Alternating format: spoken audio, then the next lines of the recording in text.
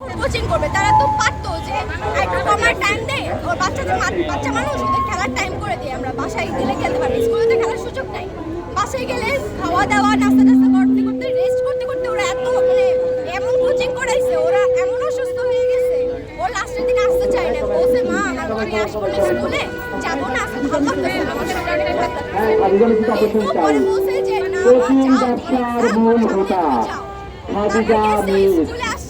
কালকে আমাদেরকে ফোন করে মেহেরিন ম্যাডামের হাজবেন্ড বলেছে যে আমি যদি আসতে না পারি আপনি এগুলো মিডিয়ায় বলবেন।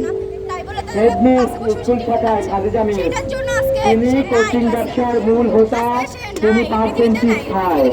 মেহেরিন ম্যাডাম বারবার নিষেধ করছে যে যে বাচ্চাগুলো দুর্বল 8জন 10জন 5জন 6জন বাচ্চাদের দুর্বল থাকে শুধুমাত্র সেই দুর্বল বাচ্চাগুলোকে কোচিং করায়। কেন জোর করে 30-40 জন বাচ্চাকে কোচিং করা হবে? এটা নিয়ে মেহেরিন মিসের সাথে এই হেডমিস্ট্রেসের দ্বন্দ্ব ছিল। মেহেরিন মিস একজন মানবিক ম্যাডাম ছিল, এই জন্যই কিন্তু আহ্বানে করে মারা গেছে বাচ্চাদের বাঁচাতে গিয়ে।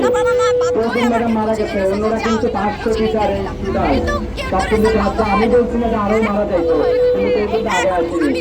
মেহেরিন মিসের সাথে এই কোচিং ব্যবসা নিয়ে দ্বন্দ্ব ছিল, উনি চাইতো না।